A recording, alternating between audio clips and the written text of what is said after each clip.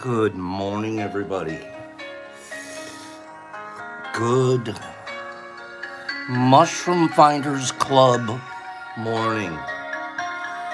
Nerdy, you probably belong to that club. Nerdy, do you do any foraging? Choop! I see a Choop in the house. Choop with the hot eyes. Nerdy, do you forage? I do go foraging. Nerdy, I knew it. I bet you smile when you find your mushrooms too, don't you? I personally have never foraged. JW found Hen of the Woods yesterday. Anybody else here? Give me a couple of thumbs up if you forage. Not if you want to, not if you know what it means, but you've actually been out there in the woods, in the forests. You've been out there. Elm oysters. Good morning, cat. I like to look, Penny. I've never once picked a fresh mushroom from nature. Derek, you have such a beautiful piece of property out there. If you guys, you should see Derek's place, especially an overhead view.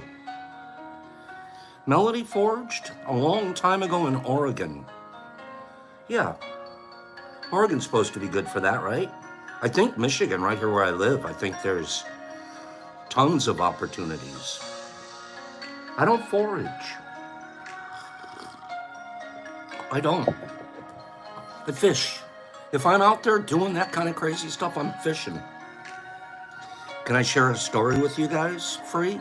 I've never foraged. I just have to admit it. I'm sitting around acting like I'm Mr. Mushroom Guy. I have to tell you guys the stuff I've never done besides the stuff that I do. Right? Can I share something about foraging with you guys? Here in Michigan, central Michigan especially, we have, let me see. Excuse me. I'm trying to anti-zoom that. There we go. Okay. Good morning, everybody. Here in Michigan, we have, I didn't know it till I got here. I always thought Pennsylvania or something would be bigger for it. Ohio, maybe. Michigan, huge Amish communities. Mennonites, the people that won't live with electricity, horse-drawn carts. There's even a particular sect that are incredibly strict. You know what? They won't even allow buttons. They won't even allow buttons on the clothes because buttons are too worldly. Zippers. No buttons, no zippers. Everything's done by hook.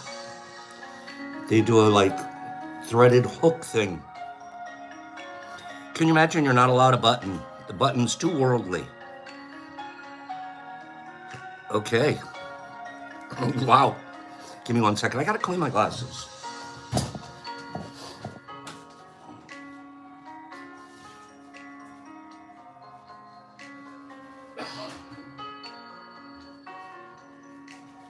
Can you imagine? A zipper's too convenient. Sorry, can't have zippers. What? Yep. Can't have a zipper. You have to wear a black hat in the summer. No, a black hat in the winter and a straw hat in the summer. Amish. Who thinks Amish forage for mushrooms? Who thinks Amish people forage for mushrooms? This is a generalization, and I'm just thinking out loud with you. Would I think that an Amish group would forage for mushrooms? They probably would, huh? I mean, it makes sense to me. I doubt they're growing them in their basement, though. I bet you there aren't very many growing them in their basement. You want to see something? Amish family of 11 hospitalized. Amish family of 11 hospitalized after eating toxic mushrooms.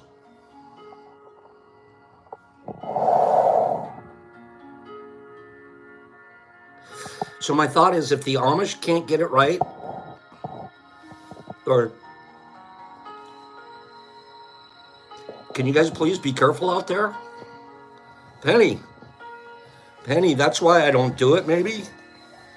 I watch you guys. A Pennsylvania family of 11, this is Pennsylvania, including 9 children, were hospitalized after ingesting toxic mushrooms Friday night. According to a Facebook post from fire company Station 57, the department was alerted to assist multiple EMS units. They give the address. They call this a mass casualty incident. The whole family. One of them was a 1-year-old kid, little 1-year-old. Here, baby, have some mushrooms. According to the fire department, 11 people who were ill after ingesting toxic mushrooms were taken to the hospital in what they call a mass casualty event. According to the local news, the hospitalized were members of an Amish family and included a man, a woman, and 9 children. According to the news, the family told first responders they picked and ate wild mushrooms. After they began feeling sick, one of the family members walked about a half a mile to call 911. Oh, I forgot about that. It's not like they could just pick up a cell phone and call 911. This guy's got to run down to the local something, half a mile away. 911. According to the news, all of the family members have been treated and released from the hospital. Great news. Great news. According to the Cleveland Clinic, the symptoms of poisoning can vary from gastrointestinal discomfort to liver failure and death, depending on the type of toxin ingested. It can be very difficult to identify poisonous mushrooms, so the Cleveland Clinic recommends that people do not consume any wild mushrooms that haven't been identified by an expert. I saw somebody here say something about, there is an app out there. I don't know how effective it is, so I'm not sponsoring it. But as a suggestion, I think there's an app out there. You take a picture of the mushroom, boop, it tells you what kind of mushroom it is and gives you information about it. So the reason I even brought this whole thing up is it was freaking me out. It was freaking me out. I always think people, let me just say people that live close to the earth type people. And I respect the heck out of that lifestyle. I don't think I could do it. I know I couldn't. I need a button. I need a button in my life. But, or a zipper. Please let me use my zipper. Actually, I use 501 jeans though, because I just like 501. And they don't have a zipper, you have to button. Anyways, it's a warning to all of us. That's the reason I brought this one up. It's a huge warning to all of us that we are, you gotta be careful. Mushroom files, people that love mushrooms and stuff, even people that you would think are pretty close to the action can make mistakes. So let's be careful out there, right? That was my whole message. Let's be careful out there. And I'm glad I ran into that, because I think once in a while we owe it to ourselves to remember some of this stuff. Give me 5 people that agree with Pops. Give me 5 people that agree with Pops. It's early. This will be your first agree. I'll probably expect quite a few more agrees out of the day. But I think it's something that we need to remember. Even when you're out there foraging this fall and stuff, be very careful. I don't want you to end up with 1-year-old babies sick as you are. Good job, you guys. Thank you. Thank you for letting me do that. Good morning. I haven't seen Vegas, but I do see my my married girlfriend, Ted. I'm not trying to take her away from you. I love you. But I do kind of like Penny, the pulverizer. Penny sent me, well, it was, if you remember, it was about 2 months ago. Penny sent a shirt, and she said, could I give it to Captain Jeff? And I was envious. I experienced envy. I let pain and emotional poison into my life through envy. I coveted that shirt. I wanted that shirt. I tried that shirt. It was too big. I'm sorry that I felt envy, that I coveted my captain's shirt. Penny took pity on me. Penny took pity on me. Penny found one in my size.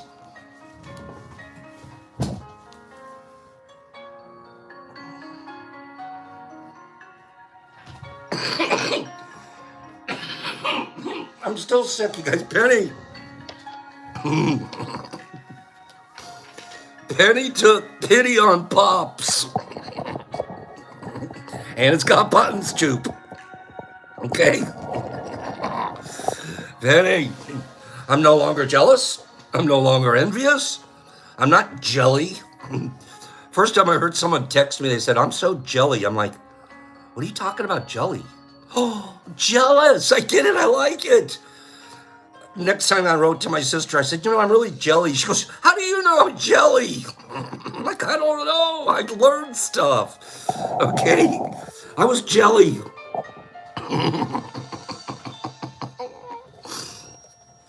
Give me a screenshot. Oh, Penny, it fits perfectly. I'm no longer jelly. Okay? Give me a screenshot. Somebody give me a screenshot. All right, we ready? I want a screenshot. Wait. Wait for the whole outfit. Okay, we ready? Wait. I know, wait.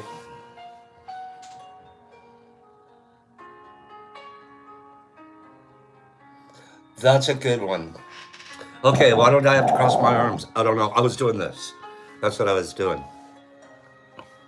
So should I do the rest of the show in my shirt? I think I'm going to do the rest of the show in my shirt. Okay? I'm no longer jelly. I have the coolest shirt in town.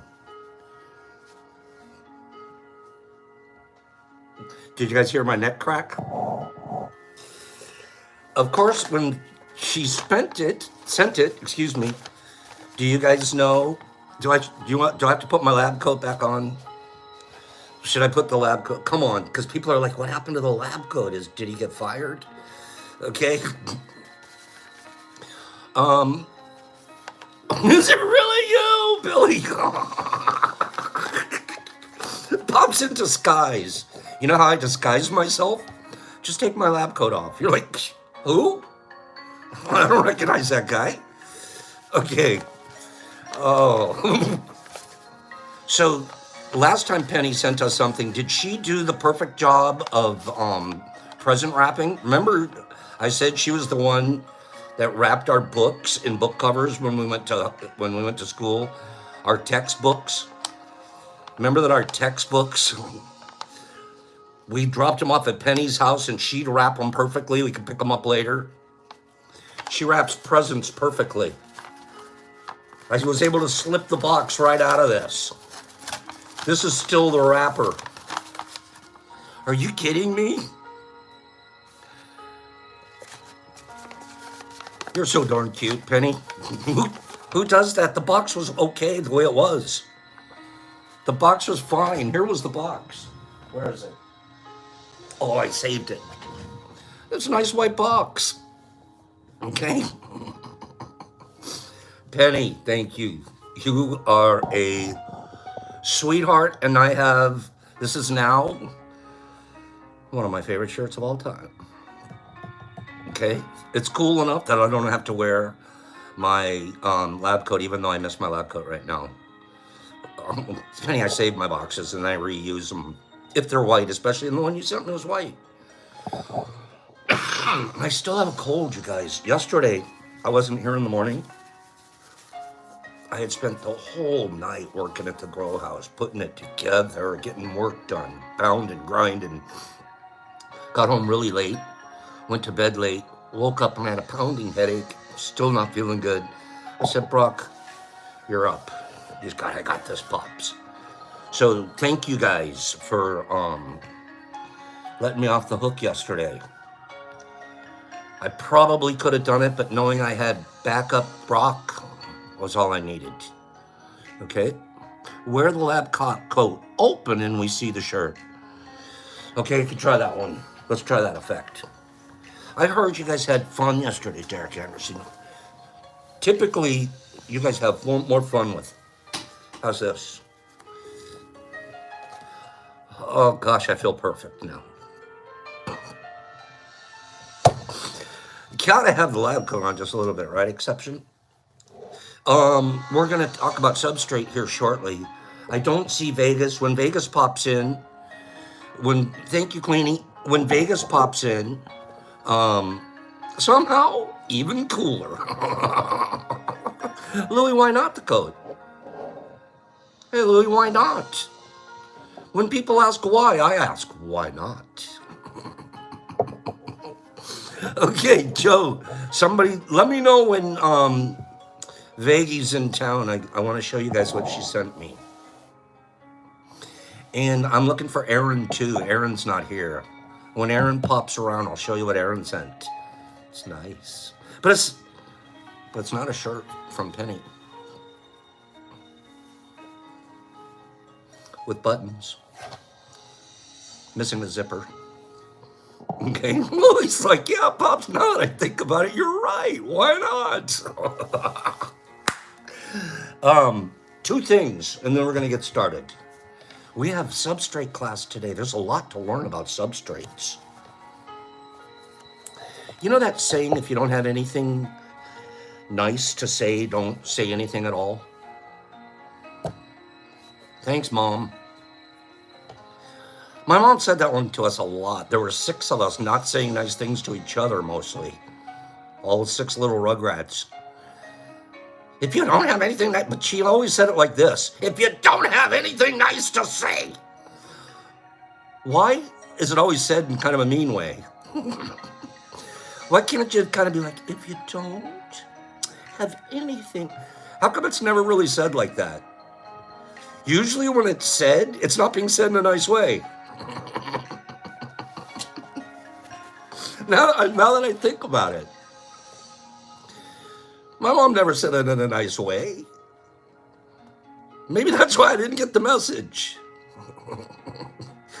How can you have any pudding, right, Jesus Christ? Penny, it's true if you think about it, though. No one ever said it to you like, let's sit down. Let's discuss the golden rule. The golden rule was screamed at us. It really was. So of course I'm going to scream. What's wrong with us? Okay. Where did the whole how about this? I'll just read this. Gentle parenting, please, Cherise. Bring some gentility to the situation. Our parents were rough. My mom would have a spatula. We got hit with spatulas. I don't know about you guys. The belt didn't do enough. The belt only left a spot like this big, like a stripe. Spatula gave you a big old spot. Who got a spatula? Seriously. Corporal, a wooden spoon, forget it. We broke wooden spoons. We broke those. Those were like completely breakable. Okay? I don't know why I'm talking about corporal punishment to children. Paddles the gym teacher used paddles. Big old ping pong paddle, bigger, twice the size of a ping pong paddle, like a pickleball paddle. But then he drilled holes in them so it had less air resistance as it was coming. Spatula would have been rookie punishment? Really, Billy? Really? Whoever got a switch? Quick. Whoever got a switch? Did any parent ever really go outside, cut a little limb off of a tree and come in and beat you with it? Joe G's got switched. I've read about switches. Huckleberry Finn and those guys got switched. Okay, Herbie got to pick his own. No, that's pure emotional torture. That's torture. Here, child, pick.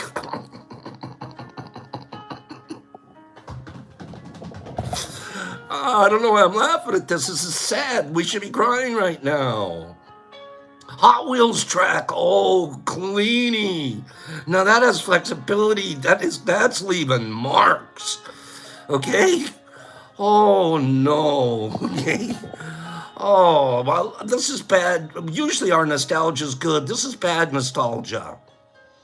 You know what my mom would do? This is no lie. No lie. We had to lay down in front of her. She'd sit in a chair. We'd have to lay down in front of her, like on the ground, and head face the other way, so you wouldn't know when the SWATs were coming. You wouldn't know, and she would deliberately offset them, like you're getting 10, but it would be like 1, 2, and then you'd have to wait. You're waiting. Oh, geez, when's 3? Oh, 3. Oh, gee, 4. Oh, no. And then you'd have to wait a little bit, and then your head starts turning because you want to see when it's coming, and she tells you, get your head back the other way or I'm going to add another 5.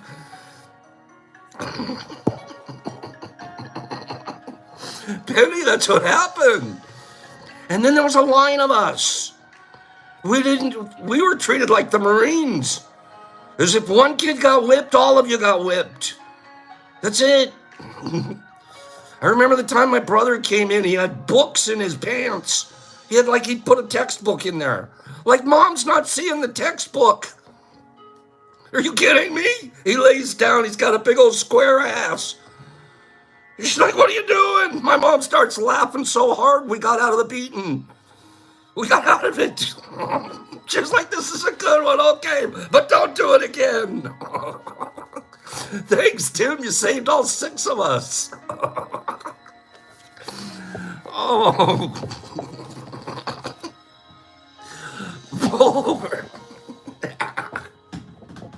I'm out of control. That's all there is to it. Who talks about this stuff? Oh, yeah, my mom let us off the hook on that one, Penny. We remember it to this day. Remember when Tim wore the textbook in his pants? Yeah, blah, blah, blah. Excuse me. Pardon me, I'm still have a cold, you guys. Told you. You think we should beat him some more? Is that what you're saying, Fender? Oh, well, I'm not going to agree. I think we could just remember the reflection pool. Put him in the reflection pool. All of these people are like, yeah, Fender, let's beat him. Come on, man. Choice words. Are you guys ready for this? Although the phrase, why'd I get into beating? Usually Pops is all talking kindness, gentle, goodness, remember good. Whoa, PTSD, okay? Okay, you ready? Although the phrase, if you don't have anything nice to say, don't say anything at all, predates the 1942 animated film Bambi, the movie's precocious little Thumper popularized, the little bunny, Thumper, popularized the saying, Though his version went, if you can't say anything nice, don't say nothing at all. Do you remember Thumper doing that? I do. When I read this, I was like, oh, I remember Thumper. Thumper was sitting around, wasn't he like somewhere near a flower with a little petal? If you don't have anything nice to say, don't say nothing at all. I'm like, yeah, Mom. You could have done it like Thumper, and I would have probably been getting it this whole time. Remember? Yeah, he was by the skunk.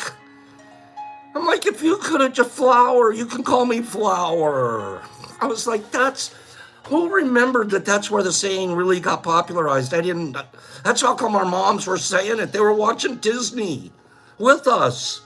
If you don't have anything nice to say, don't say nothing at all. And that's for you, Ava. Okay? I didn't remember that for 1 second. So that's way better than getting a Switch. In 1998, scientists provided a self-serving reason to follow this axiom. According to a study published in the Journal of Personality and Social Psychology, humans often unconsciously apply the negative traits a person says about another to the speaker.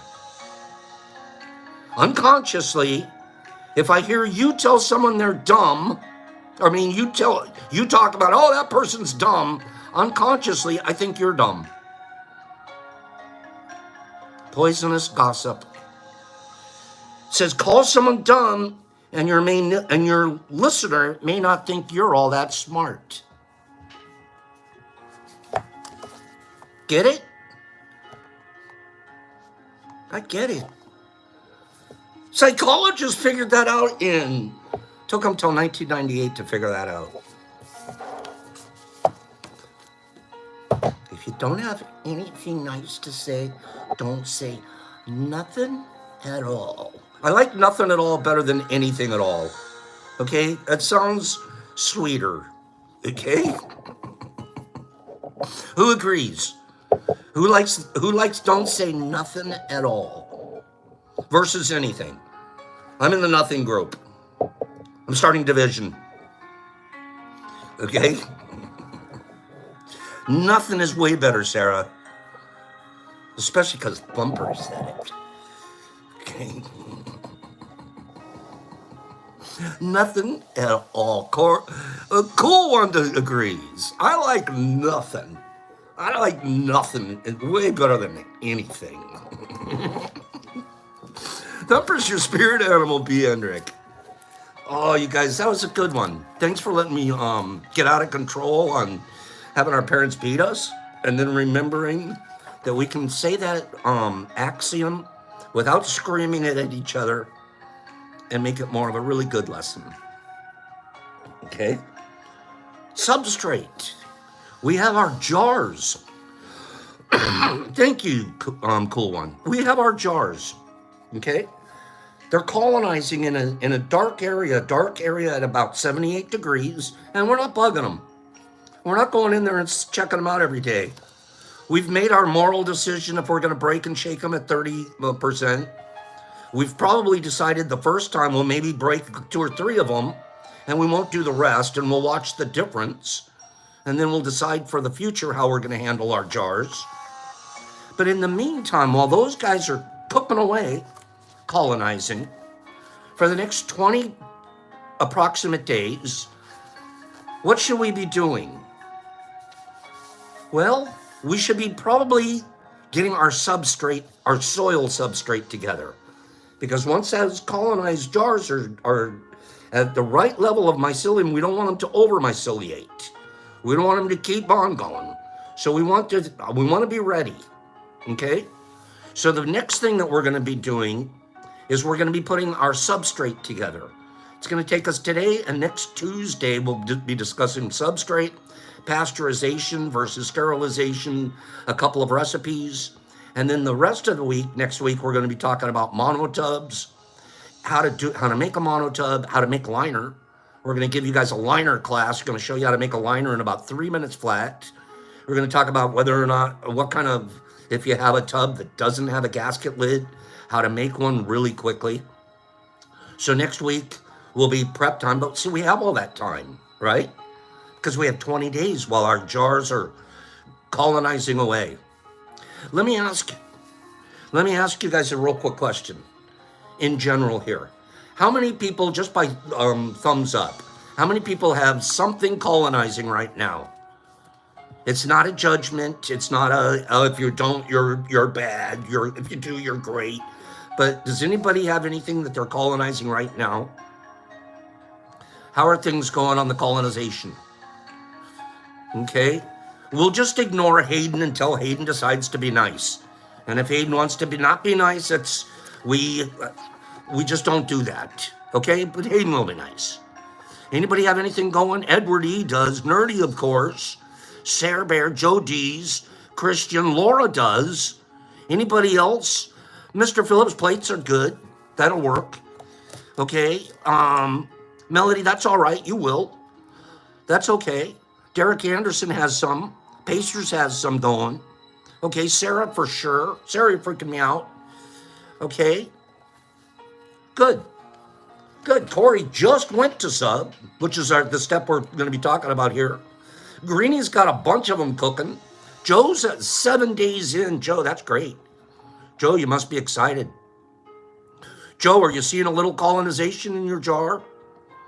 Joe, are you seeing a little bit of white action yet? Bulldog, you're on pause.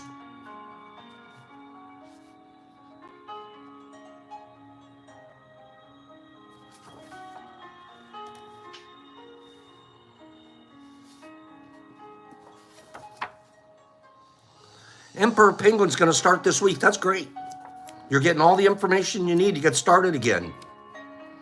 Herbie's going to start up a batch. Neo did a shake and break many times on his bags. And now the mycelium growth is stunted, I'm not going to say I told you so. I don't do bad. I definitely don't break up bags. J.W. Owens, like 3/4 of the way. That's fantastic. You guys are getting me excited just seeing all you guys doing it. Substrate formulation. Anywhere you go, there's likely to be at least one organic waste stream nearby that can be diverted for growing mushrooms. Yeah, right. I'm out there diverting waste streams so I could grow mushrooms. Some waste streams have hardwood sawdust and cereal straw, and they can be used directly for cultivating certain species. This book covers all kinds of species. The type of mushrooms that I typically discuss growing here, the psilocybin growing mushrooms, don't use straw necessarily or wood, even though I've tried straw in some of my substrate recipes over the years. It's not a wood growing, it's more of a dung growing fungus that we discuss. Okay? Other substrates, some substrates lack the required nutrients. These are the things that are necessary for you to consider. Soil quality. Soil devoid of trace minerals will produce plants that are devoid of these important minerals and elements. So you can't start with something completely inert. It has to have trace minerals. It's one of the reasons we add to our cocoa coir, that we add the vermiculite because of the trace minerals in it. Okay? Substrate formulation, quote unquote, is a bit of a guessing game, even for commercial farms and research institutes.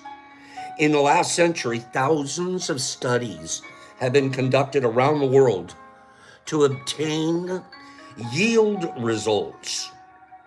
For example, a given study might compare the yield difference between substrates that contained, this is the study, they start out with 1%, then 5%, and then 15%, and then maybe 25% of a different unit of something, and then they measure the yields.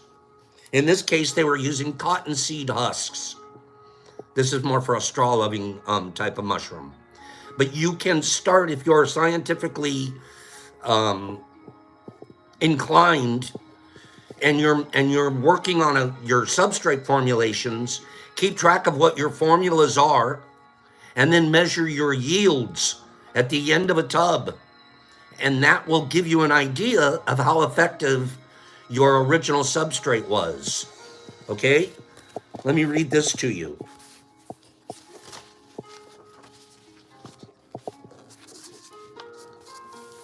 Where is it? Yield.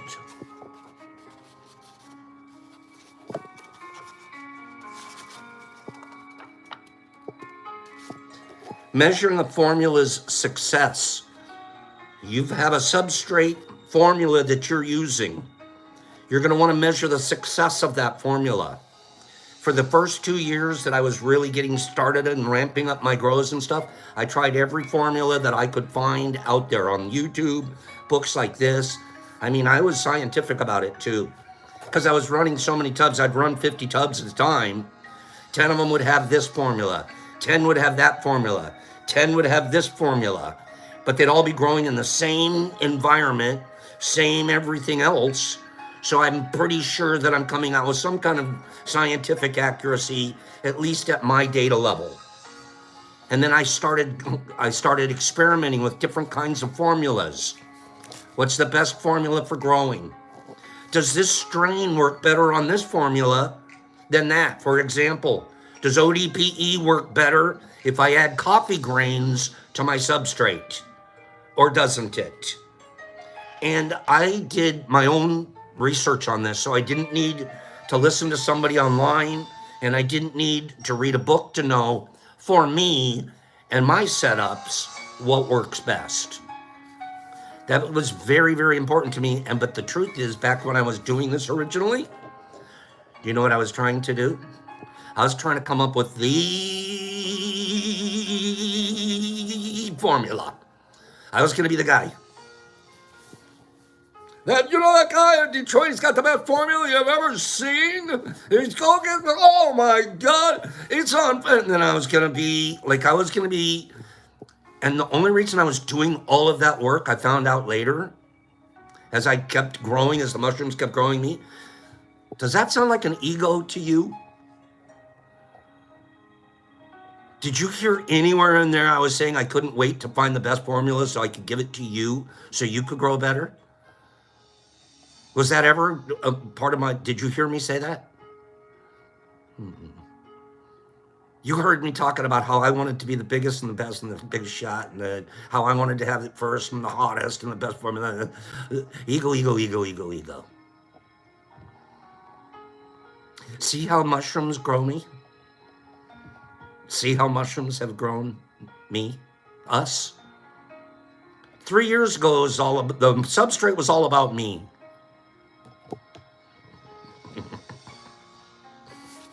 Let's measure our formula's success, and then we'll go back to what formulas we're going to use, okay? The success of a given substrate formulation is measured by the quality and weight of the mushroom it produces. That's neat, nerdy. That's neat. I had like notebooks and everything of this. I still do, okay? Thank you, Corey. So have you. We all have. We keep doing this, we will. Herbie, do we have a bit of that? Let's have the mushrooms grow it out of us, okay? And I found out a new formula that I'm going to share with you guys that has sort of grown it out of me. The success of a given formulation is measured by what? The quality and weight of the fruit that it produces, relative to the weight of dry materials used to make up the substrate. So the amount you get out versus the weight of everything that you used to grow it. This is how we're going to measure our formula, our success. This comparison of fresh mushroom to dry material weight is known as measuring, quote unquote, listen, you guys are learning today. This is known as the biological efficiency of the substrate, otherwise known as the BE. The BE, you're measuring the BE of your substrate, the biological efficiency. For example, if 5 pounds of dry material produce 4 pounds of fresh mushrooms, now we're measuring fresh, we're not measuring it after we've dehydrated, because there's different levels of dehydration too. So measured fresh, harvest it, weigh the amount, and you've already pre-weighed how much your substrate was that you started with. Okay, so when you do your tub, just as a little side note, weigh the amount you're starting with. Put that on a chalkboard and set it to the side. Later, when you're going to harvest all of your good stuff.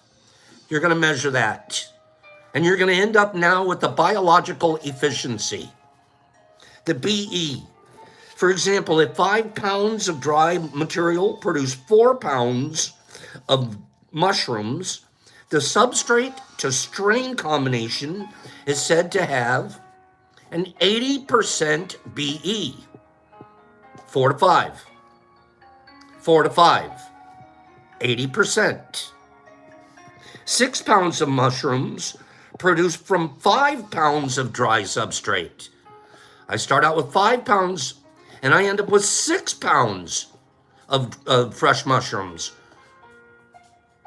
Am I going to be a higher BE or a lower BE? Which will it be? Will I get a higher biological efficiency or a lower biological efficiency?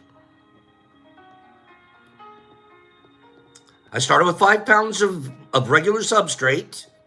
Corey D, you're brilliant. Cleany, you're smart. You guys are absolutely right. I'm going to have it higher. It's going to be actually right about 100. And you guys are all you guys have all pictured it now. You're 100% correct. We would end up, if that was the case, we'd end up with 120% BE. 6 pounds to 5 pounds is 120% BE. Some substrates and strains may produce a 200% BE. Start with 5 pounds of substrate, you end up with a 200% BE. Though 100% BE is the minimum hoped for from most species. Start with 5, end up with 5. Start with 5 pounds of substrate, end up with 5 pounds of fruit, wet fruit. Give me 5 people that thought that was interesting. The next thing that we need to concern ourselves with, that was pretty cool. Start measuring your BE. What the BE is going on around here? Okay? And I can tell you that out of our bags right now, I haven't done a BE measurement in I'd say realistically 6 months, I think. But we're probably doing about 150% from our bags. From when I start with a 3 pound bag, I'll end up with about 150% BE. Okay? One measure of a substrate is the balance of carbon to nitrogen. Carbon to nitrogen. This is known as the CN ratio. This is important. These are some of the minerals and the things that are going to be in our substrate. They're going to feed and give an opportunity for the colonization of our mycelium. The fruit itself is the death knell. The fruit, when the mycelium colony shoots fruit out, it's only doing it for one reason. It's trying to survive. It's in its death throes. It's feeling The reason our colony even in the first place shoots out a fruit is that fruit is its reproduction process. It's saying, I gotta shoot out some spores pretty soon because this colony of mycelium is threatened. If I never threaten that colony of mycelium and it just stays in its inert state, it doesn't have any reason to fruit. So we'll discuss that when it gets to the fruiting stage. But what we actually do as farmers is we go in and we threaten the hell out of our mycelium. We scare it. We tell it, you're gonna die. And because we tell it it's gonna die, it says, wait, before I die, let me make a bunch of fruit. And you go, exactly, that's exactly what I wanted from you.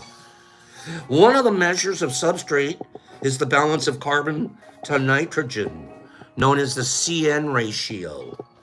This measurement is most commonly considered the production of hot compost for compost-loving mushrooms. For wood-loving species, CN ratio requirements vary widely by species, strain, and stage of growth. Substrates around 40-1 on the CN ratio seem to be preferred by most wood-loving fungi. Fungal hyphae typically have a CN ratio of 10-1. 1/3 of the C is in the substrate used for growth, while 2/3 are in the carbon dioxide. That's our CN ratios. We don't worry about that too much. That's more if you're in, excuse me, wood growing mushrooms. This final thing we're going to talk about for today is acidity versus alkalinity of our substrate. Our substrates, we want our substrates to be at a pH level, acid and alkalinity. Actually, I'm going to run out of time to cover that today. We're going to cover that on Tuesday. I'm going to give a little bit of information on acidity versus alkalinity and where we want to be at in our formulation so we end up with the best BE possible. What is BE? Quickly, write to me. Who's been paying attention? What is BE? It's probably the most important thing you care about as a farmer. You have to find out if you're being successful. Sarah Bear, that's correct. Edward, that's correct. It's biological efficiency. Okay? And so be aware of that. How efficient is what you're doing. And don't hesitate to run 2 or 3 things side by side with slightly different formulations and be measuring your BE. And then after a while, you're not going to be measuring BE every time. You pretty much know that formulation is going to get you about that. If you get a vastly different amount every once in a while, you have to look at what your process was. Go, what went wrong? Why I didn't get such a huge harvest this time? Or why is this harvest 3 times larger than my regular BE? And you'll often find you can easily trace your steps backwards and get your answer because this process is really so incredibly simple. It's incredibly simple.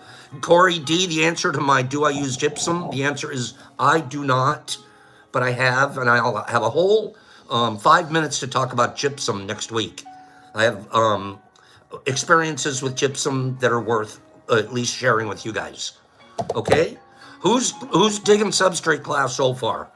Next week, we'll continue to discuss substrate, some of the alkalinities, some formulations, how to pasteurize it versus sterilize it, and get it all ready for those jars that we have. Did you get what I was saying, Neil? Digging it? You know what I mean? Soil, digging it. Wah, wah. I love you guys. There's a lot of information we're given, so this is good stuff. Just a quick note, gypsum has to be used very, very carefully. Definitely want to use gypsum carefully. You can overdo gypsum, one of the easiest ones to do. And it creates a lot of heat in your formulation. And that's exactly what the baby mycelium doesn't need. So we try to Our egos love us to have the most, our human ego, especially the one I had about 3 years ago when I was trying to be Mr. Formula. What we try to do is we overcomplicate things. We incredibly overcomplicate things because it makes us feel like we're the scientist and we're in charge. And if we really look around nature and we really just, look with an eye that can see, it's so simple. Some of the processes are so incredibly simple. And if we would just take ourselves a step back, get our egos out of it and go, really, it's that simple? I'm not that involved. I'm supposed to just learn how to be patient and kind. That's all I have to do. Really? I don't have to come up with the greatest formula since Jesus made sliced bread. I don't. And then you start finding out that the easiest way to grow mushrooms is keeping it simple.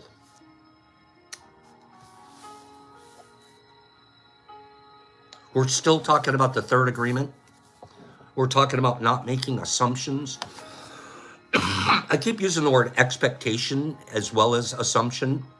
While they're not the same thing in a technical sense, they're very closely aligned in an emotional and spiritual sense.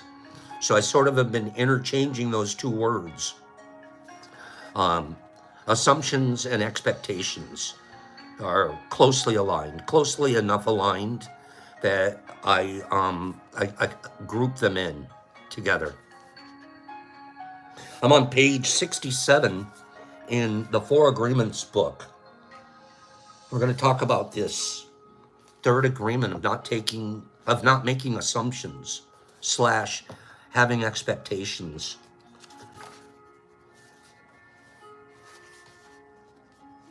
It's very interesting how the human mind works. There's Lotta here. Good morning. It's very interesting how the human mind works. I'm at the very bottom of the page. We have the need to justify everything and explain everything and understand everything in order to feel safe. It's true. Have to understand everything. Man, we're sending people to Mars. I wonder why. It's a human thing. Somehow we feel safe if we know more. We think we're safe. Maybe it's really not true. Maybe the more we know, the more trouble we're getting ourselves into. I'm on page 68 now, at the very, very top, Benny. I'm super glad to see you reading along. We as humans have millions of questions that need answers because there's so many things that the reasoning mind can't explain.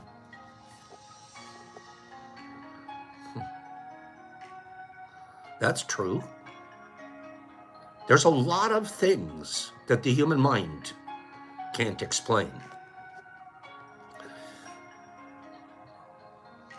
So we search, we explore for answers, but in many cases, do we make up the answers? Does anybody think we also make up the answers? What book? It's called The Four Agreements. Penny, do you think we make up the answers because our reasoning mind needs an answer? I think we do. I think we have some of the answers right, but I bet they're not all right. Matter of fact, I know mine weren't all right. I run into some still today that I was like, wait, that was the answer, but I was wrong.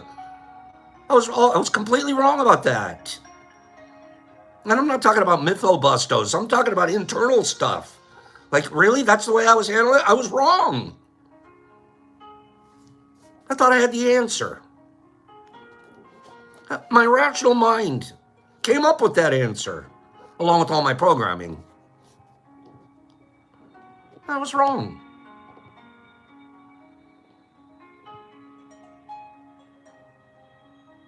It's not important that my answer is correct. It's just as long as I feel safe. Do you know anybody like that? Jeez, go turn TV on. Start on CNN to Fox to MSNBC to, I mean, if I'm not naming it, tell them all of them. If the answers, it doesn't matter if the answer's right, as long as you feel safe.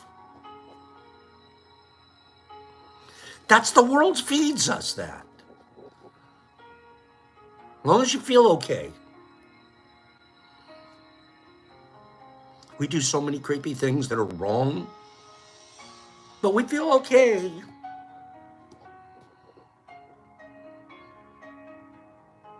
That's why we make assumptions. That's why we make assumptions. If others tell us something, we make an assumption. If they don't tell us something, we make an assumption. Oh, there's a reason they didn't tell me. Well, there's a reason they did. We got to make an assumption about whether they did or they didn't. You would think that didn't would at least get you off the hook. No. You're still on the hook for an assumption. Anybody ever assumed something either way? I've assumed things either way. They said something, I assumed it. They didn't say it, I'm assuming. How nutty is that? Think about it. Just think about it. Saying it to yourself, reminding yourself that you do that or have done it. Could that use a little cleaning up inside? Yeah, I could. Yeah, I don't want to be a nutball. Why am I doing that? I don't want to do that. I don't want to be a nutball assumer either way guy. Who does? And we don't even know it until you start becoming aware. Until we start becoming aware. If they don't tell us something, we make assumptions. We make these assumptions to fulfill our need to know and to replace the need to communicate. As humans who need to communicate, we need to know. But if we're not getting knowledge and we're not getting communicated, we'll just make up an assumption. Now it's filled, now that space is filled with something, and I don't fill it with something that doesn't make me feel safe. Even if we hear something and we don't understand, we make assumptions about what it means and then believe it. When I read these things out loud, I crack up because they're so true. We just make them up.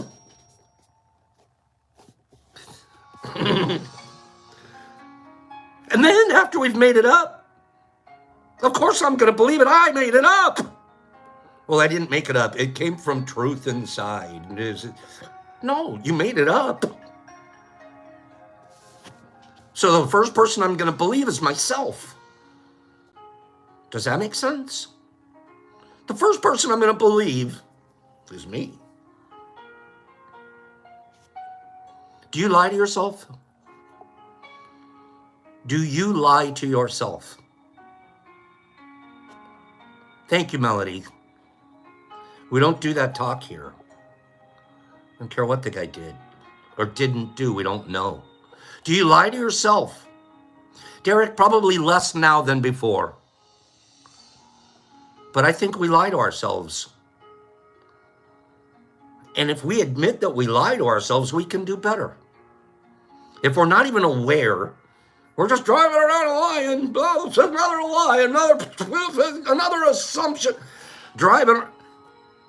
We're doing a lot better if we can look at ourselves and say, you know what, I do lie to myself sometimes. If I can start spotting those lies and even take it a step back and find out where did they come from and where did it get birth? What was the seed? You're going to find out it wasn't something bad or evil in you. It was something you were trying to be safe. You were looking for safety. Okay, so you're off the hook now. You're not a bad guy because you lied to yourself. It's normal to want to be safe. But don't make an assumption. If you can speak with impeccability, Not take things personal. Don't make an assumption. The lies go away. And if they start creeping in, one of those ones, here comes another lie. I'm stupid. I'm not stupid. I'm not going to believe that lie.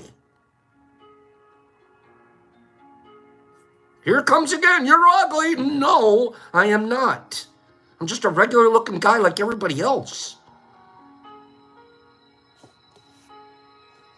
You can spot the lies because you know you can do them. You can spot the assumptions because you know you do them. If you don't want them now, you can start eliminating them through practice. But I like that we took our first step already. We admitted it.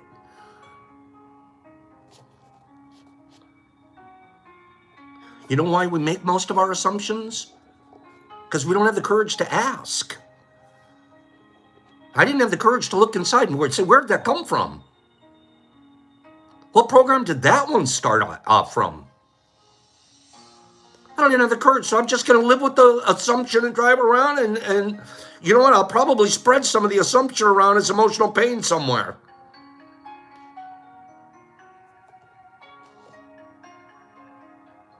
These assumptions are made so fast and unconsciously most of the time because we have agreements to communicate this way. Because the world communicates this way. This is the way we were raised to communicate. Don't have a lot of verbal communication. Go ahead and make a lot of assumptions. Does anybody agree with that?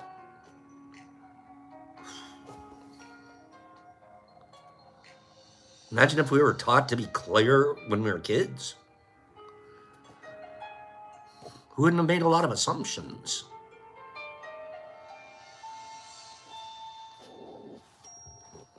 Thank you, Herbie. We're not going to argue religion versus not religion. Just if the message is good for you, bro, hang out. If it's not, it's okay if you're not here. It's okay. Either way, there's something here for everybody.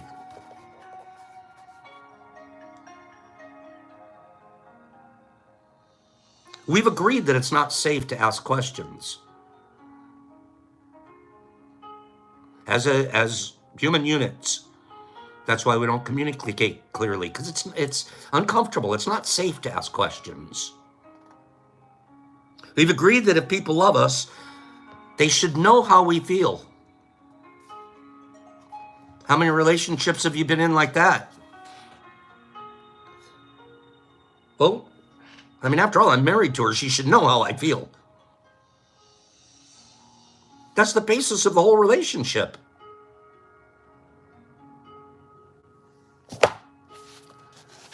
That's not unusual. Don't think that's weird. That's normal. Matote.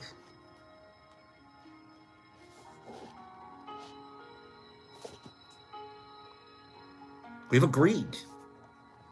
We've agreed that if people love us, they should just know how we feel. Certainly somebody that needs something can't ask.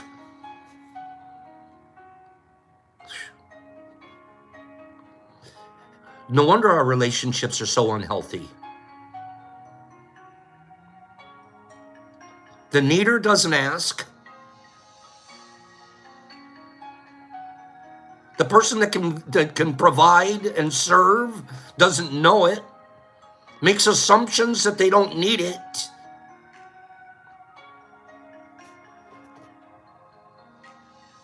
When we believe something, we assume we're right. We assume it to the point that we will destroy relationships to defend our position.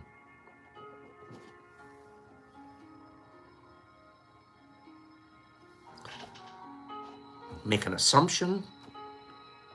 We believe it so strongly. We know we're right. We'll destroy relationships over it. We make assumptions that everyone sees life the way we see it. I mean, you should. After all, I know exactly everything. I know.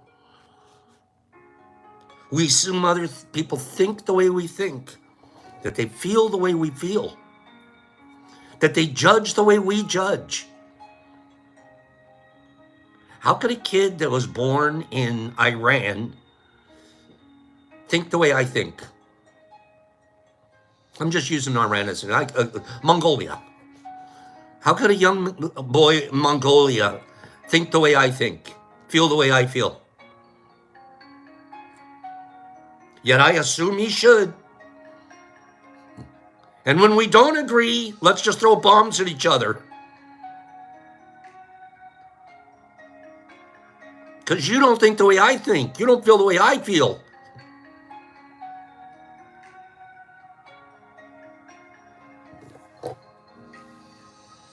You don't judge the way I judge. And after all, I know I'm the best judge there is. I'm the judge. Every judge has a victim. That's the biggest assumption that humans make. And this is why we have fear of being ourselves around others. That whole social anxiety all comes from right here. Assumptions. Assumptions. I already am socially anxious when I go, because I assume you're not going to like my beard. I assume you're going to think that I'm dumb. I assume that I'm not going to measure up in your presence. I assume I'm going to make a dumb mistake and sound dumb. All of our social anxiety comes from assumptions. You're talking about major mental health diseases as a result of assumptions. You're talking bombs dropped on neighbors because of assumptions. Wow. You mean all we have to do is just not make assumptions? And we can be more peaceful? Yeah. That's what I mean. You mean if we didn't make assumptions, I'd be better serving people? Yep. Yep, especially if you didn't assume which person you should serve over another. Well, I should serve that one because they make $1 million a year and I'll get a bigger tip. That one over there, they don't make very much money. I won't make much of a tip. I'm not going to serve them as well. Really? I've experienced millionaires that don't tip nearly as well as the guy that makes $3 an hour. I don't make that assumption. Etc., etc., etc. We make them on everything we do because it's in our program. It's in our human program. Until you gain awareness and say, this is one I don't want to practice. This is one I have now become aware that I do this and I don't want to do it anymore. It's not healthy. It's not healthy for my planet. It's not healthy for every relationship I'll ever have. And more than anything, I love myself too much to put myself in this kind of matote.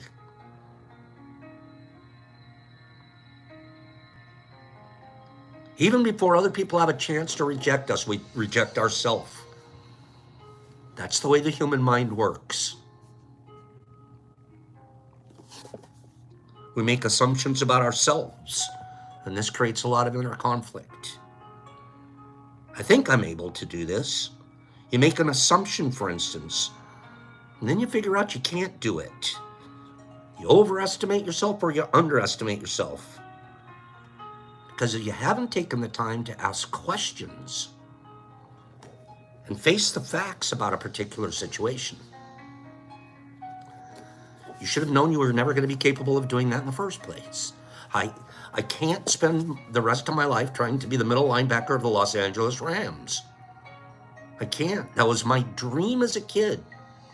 It's all I wanted to do. Middle linebacker, Los Angeles Rams. When you're 5'9", 165 pounds, you're never going to be a professional football player. It just won't happen. And you don't have the skills in the first place. So I'm not going to overestimate my ability to do that. I'm also not going to underestimate my ability to grow a lot of mushrooms and serve people. Find out who you are, what you need to, what you love to be, what's your nature, what are you capable of, and then reach for that and more. Don't make assumptions even about yourself, because you're going to set yourself up for a lot of pain and suffering.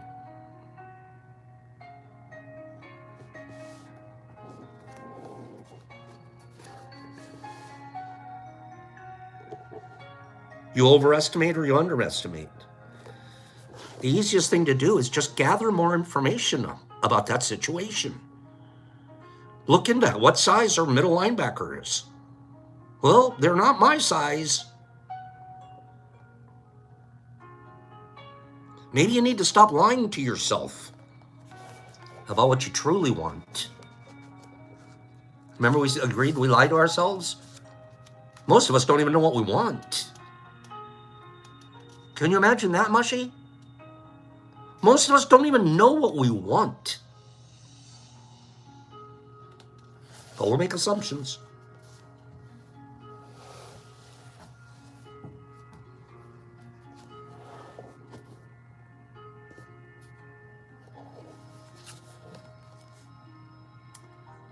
This will be the final paragraph for today.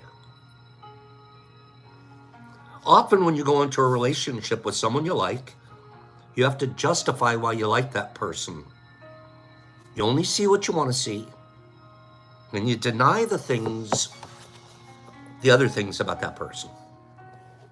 You lie to yourself to make yourself right. We lie to ourselves to make ourselves right, because being right is safe. Not knowing if we're right or wrong, having to ask a bunch of questions, having to practice being impeccable isn't nearly as safe. I'm just lying to myself and believing it. You lie to yourself to make yourself right. Then you make assumptions. This was my marriage right here. He's going to describe my marriage right here. I liked the person. I was in love with the person. But there was a bunch of stuff I didn't like before I walked up to the altar. But I lied to myself. They'll change.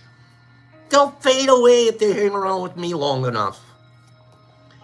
Guess what? The other partner was doing the same thing. I like him. He's cool. He's funny. He's flashy. But I don't like that he smokes pot, and I don't like he does this. But it'll change when I'm married to him. I'll get him to stop. We'll just pray it away. So now you have these two people that have been lying to themselves, let alone each other. Let alone each other.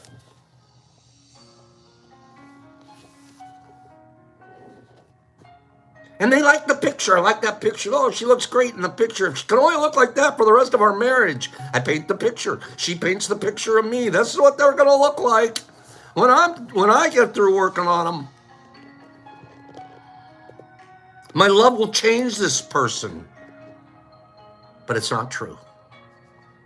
Your love will not change anybody.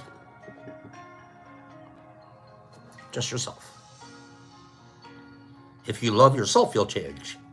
Remember our self-love? Oh, I don't want to be selfish. If you don't start practicing self-love, you'll have no motivation to change. You'll have no motivation to drop some of these old programs and adopt ones that are healthy. You're okay just the way you are.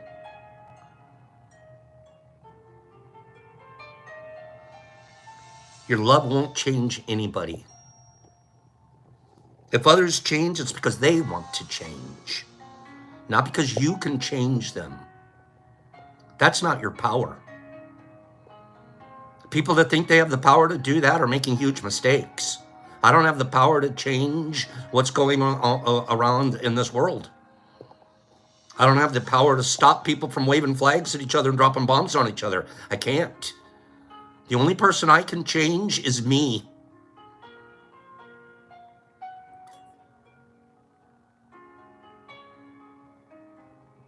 Then something happens. Something happens between the two of you and you get hurt. Suddenly you didn't see things about that person that you should have seen before or really did, but you ignored. So now you have to justify yourself. So you start using emotional pain and you blame them for your choices. Have you ever blamed anybody have you ever spread emotional poison on someone else because of your choices? Oh, God. Of course. That's as unhealthy as we can get. Instead of standing up and saying, I blew it, it's my choice. I made the mistake. I own it. I'll fix it. It's your fault. As a matter of fact, I'm going to burn the bridge now. So many burnt bridges over this. This is the beginning of match burn. This is bridge burning time, baby. It's also called divorce. It's called losing friendships. We don't need to justify love. Don't justify love. I have 2 minutes left here. I'm going to hurry. We don't need to justify love. It's either there or it's not.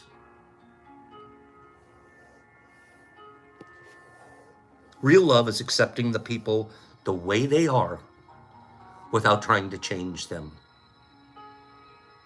Do you know there isn't a single person that I watch on TV? This is a true story. There isn't one person that I reach out to and say, I would like you more if you did this. I want you to change so I can like you more. There isn't, I like you just the way you are. Most of us, I'm watching, because we've been hanging around a long time. I'm watching us all grow. 120, mush. I'm watching us all grow together.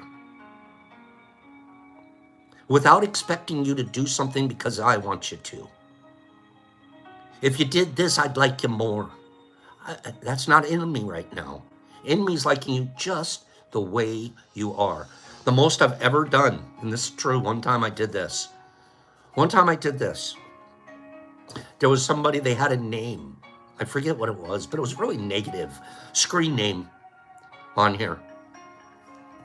It was a screen, it was like, F you this, or I can't even remember. But I found it, because I'm in charge and I'm right, and my opinion's the only one that matters. I found it offensive. The name offended me. Can you imagine that? Somebody's screen name that they chose for whatever their personal reasons are that I have no idea. I found it offensive. So I told the person, can you imagine this? This was about 2 or 3 years ago.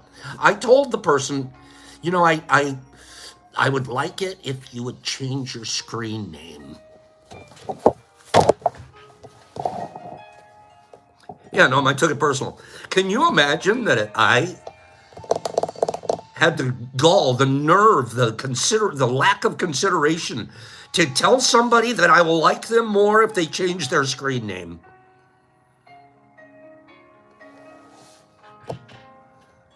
I'll communicate with you if you stop using that name and you use this name. That's the exact opposite of what I'm trying to be. The exact opposite. I just love them just the way they are. I don't care what name you chose. It's just letters.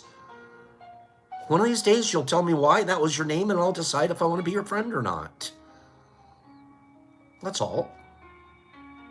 But I'm not going to judge you up front and assume and make you change it and come to me with this. And I like you just the way you are or not. We can do the not part too anytime we want.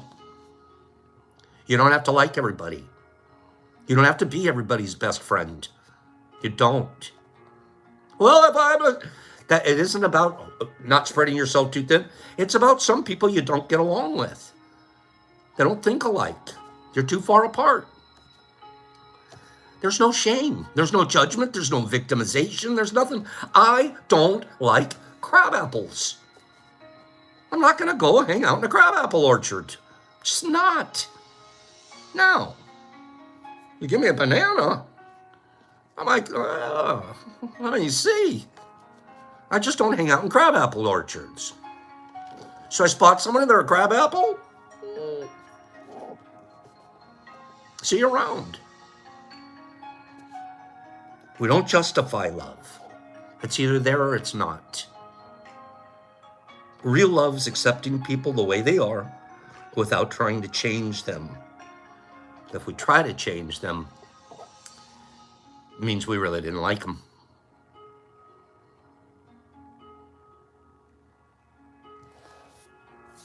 We'll pick that up next week. There's a little bit more on that.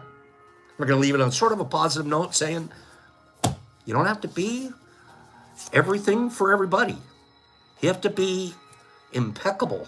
You have to not take things personal. Not you have to. This is what we practice.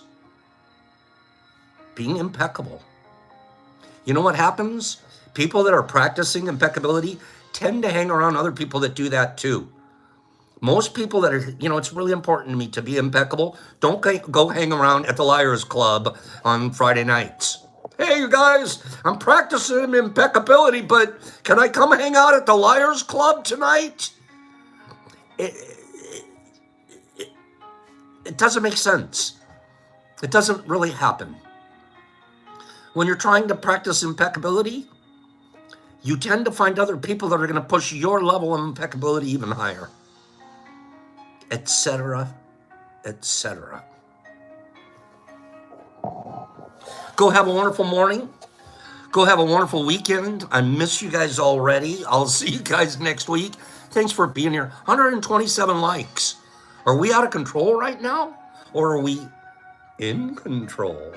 We're starting to learn how to practice. We're getting really good at this, you guys. Look around. Look at the people here. You guys should be so incredibly proud of yourself.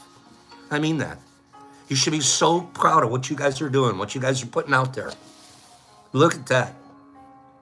Man, I feel like doing a bunch of jumping jacks together, man. I'm going to get you guys out there and do some burpees. Let's run around the block. Come on, man. Good workout this morning. We'll go see you guys next week. Keep working out over the weekend. Being impeccable. Don't take things personal. Don't make assumptions. Do your best. Corey, we're not fishing. The fishing's over for the weekend, for the year. Oh. Have a great weekend. Love you guys. See ya. I hate it. It's 10:25 and I don't want to leave. Joe T's, Anthony Tatum, Mr. Marmars and Greenie. I'm proud of you guys. Sue, have a beautiful weekend. Trent, you too. Michael, Shanti, Patterson, Kingy. Jesus Christ, for $1 million. $1 million. Doesn't even sound like a lot. Lakita, have a great weekend, dear. Corey, Derek Anderson, King, Niffy, Penny Pack, 128. I'm proud of all of us. B. Hendricks, be proud. Tony, Pop Shrooms Positivity. I like it. Freddie the Hinkle. Herb, have a great weekend. Melody, love ya. Cleany, Billy D, clean. So you're ready. You got it going today, right, Cleany? Billy D, Mr. Monors, Harvey, Nipper, and Rodmon, mentally working it out. Sarah, and emotionally. Antonio Camacho. Mushmouth, nice to see you this morning, my friend. Pacers, Andre, being impeccable. Dando. Justin's okay. Cleany, Ghastly, and Joe D's, and Shy, and Tony, and Sarah Bear, and Emperor Penguin. I'm thinking you. Kimberly, Billy D, Clean, Corey D, Pidgey, Paige, Lotta CJ, not a little, but a lotta. Jesus Christ, and Herbie, and Jimmy, all the way to the Max and HB. Calico Kitty, hi Cal. CCS, hey CCS, Nipper, and Kimberly. CCS, I miss you. Kimberly, and Andy. Chris Harrington, no you may not. Jesus Christ, Penny Pack, it's all fake. Let me think about that. Choop, love ya. Cleany, cat, meowzilla. Nipper, have a beautiful weekend. Rodman, love. Will usually work. It works. Always works. Works. Melissa G, thank you. Ghastly, Notorious Nugs, Deborah, Tony, Andy, Sid. Lotta. It's a lot. Jesus Christ in Australia. Melissa G, Antonio Galacho, B. Hendrickson, Page, and Nerdy, and it's all fake. And Mr. Marmars and Herbie and D, and Anthony Tatum, and Michael Roberts. I knew Michael would jump on. Anthony and Mushmouth, Hubcap, Pilar, Pops, Peace, Goodness, Kindness. Be an ambassador for kindness. See you later.